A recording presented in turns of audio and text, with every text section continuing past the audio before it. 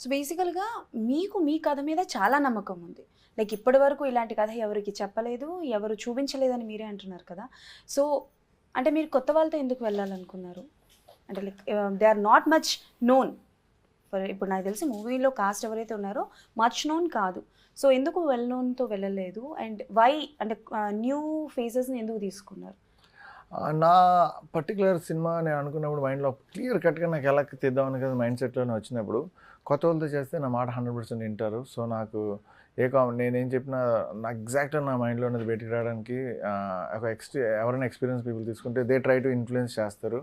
నాకు ఫుల్ ఫ్రీడమ్‌తో నేనే ఎంత ప్రొడ్యూసర్ అయినా I don't want any other influences అని I went with new people. So, నాకు నా మాట వింటారని చెప్పి. ఓకే.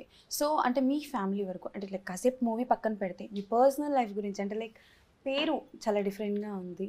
సో, ప్రాపర్ ఎక్కడి నుంచి మీరు అండ్ ఏం చదువుకున్నారు? ఏంటి? యాహ్! నేను పుట్టింది Vizag. Vizag. Yeah! Wow! Visakhapatnam. Yeah! నేను okay.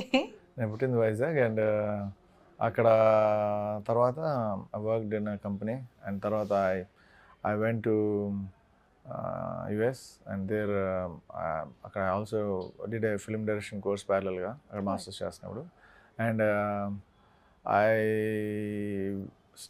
Worked for a company for some time. తర్వాత స్టార్టెడ్ మై ఓన్ కంపెనీ. నా కంపెనీ ఒక 9 years నుంచి I have my own business. US and లండన్లో నాది మార్కెటింగ్ అండ్ సేల్స్ ఉంది. Sorry production. లండన్లో ప్రొడక్షన్ ఉంది, యూఎస్లో సేల్స్ ఉంది అండ్ ఇండియాలో ప్రొడక్షన్ ఉంది. Yeah I have this business for 9 years and it is okay decent and నాకు I have a establish team. వాళ్ళు చూస్తారు. నా ఫుల్ అటెన్షన్ అయితే బిజినెస్లో అవసరం లేదు. So I have some time where ఇంకేదైనా చేయగలిగిన టైం నాకు ఉంది. సో అప్పుడు ఆ సిచ్యువేషన్ రాగానే I started working on story and made this movie.